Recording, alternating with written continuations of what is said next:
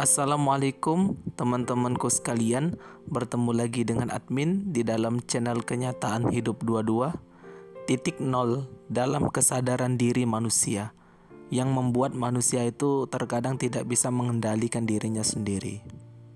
Manusia terkadang lupa dengan apa yang ia lakukan di dalam hidup, yang dimana ini disebabkan karena bisikan nafsu atau lupa yang ada di dalam diri manusia.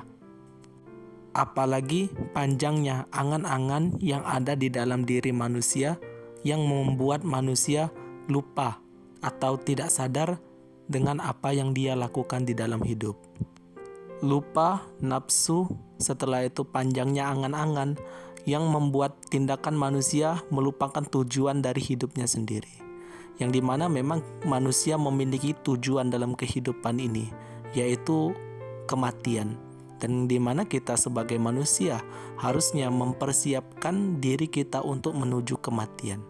Akan tetapi karena nafsu, karena lalai, panjangnya angan-angan di dalam hidup, terkadang inilah yang membuat kita itu lupa dan seolah kita sebagai manusia ini hidup selama-lamanya. Nafsu menyeru untuk melakukan sebuah keburukan. Panjangnya angan-angan membuat kita lupa tentang tugas kita di dalam hidup, sehingga terkadang kita hidup di dalam angan-angan kita, dan ditambah jika kita banyak angan-angan, kita tidak bisa bersyukur tentang apa yang kita miliki, karena akal kita, pikiran kita bertuju dengan satu tujuan angan-angan yang mungkin saja itu tidak akan kita dapatkan, sehingga kita melupakan realitas yang kita miliki. Dan jika kita ingin membangkitkan kesadaran diri kita sebagai manusia, maka kita harus menyadari bahwasannya kita berasal dari Allah Subhanahu wa Ta'ala dan akan kembali kepada Allah Subhanahu wa Ta'ala. Dan kita penting sekali untuk yang namanya istiqomah dalam menuntut ilmu, karena jika kita istiqomah di dalam menuntut ilmu, maka ilmulah yang akan mengekang hawa nafsu kita. Setelah itu memang manusia ini, teman-temanku sekalian, memiliki sifat lupa. Dan jika kita terus istiqomah menuntut ilmu, maka kita lupa dan kita juga akan ingat. Karena kita setiap hari kehidupan kita diisi dengan yang namanya ilmu. Makanya jika kita lupa, kita akan ingat. Kita lupa lagi, kita akan ingat. Berbeda jika kita tidak menuntut ilmu. Maka ini terkadang orang yang menuntut ilmu saja bisa lupa dan lalai, apalagi tidak sama sekali. Dan jika kita sudah meninggalkan yang namanya lingkungan ilmu, maka rusaklah diri kita. Maka kita akan selalu mengikuti hawa nafsu, sehingga kita akan menjadi orang yang mungkin saja tidak memiliki pendirian. Makanya para ulama mengatakan orang yang mengikuti hawa nafsu di dalam kehidupannya itu seperti kapal yang terombang-ambing di lautan. Ilmu akan melahirkan kesadaran, kesadaran akan melahirkan keistiqomahan. Dan jika kita sudah istiqomah, maka Allah akan membukakan hikmah untuk diri kita.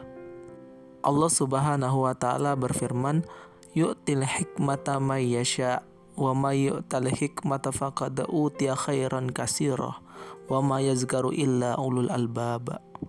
Allah menjelaskan di dalam surah Al-Baqarah ayat 269 ini, teman-temanku sekalian, bahwasannya Allah memberikan hikmah untuk siapa yang Ia kehendaki.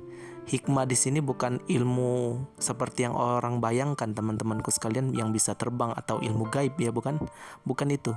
Tapi hikmah di sini adalah mudahnya kita melakukan kebaikan dan istiqomah dalam kebaikan. Dan barang siapa yang Allah berikan hikmah, niscaya Allah akan bukakan pintu-pintu kebaikan yang banyak untuk dirinya. Dan tidak ada yang bisa mengambil pembelajaran kecuali orang-orang yang memiliki akal yang sehat. Dalam tafsir Al-Azhar dijelaskan tak kala beliau menafsirkan ayat ini, bahwasannya jika Allah menghendaki seseorang baik, maka Allah berikan hikmah.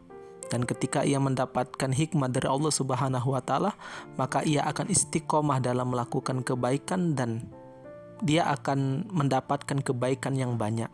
Dan dia akan Allah mudahkan untuk memahami sebuah pembelajaran yang banyak.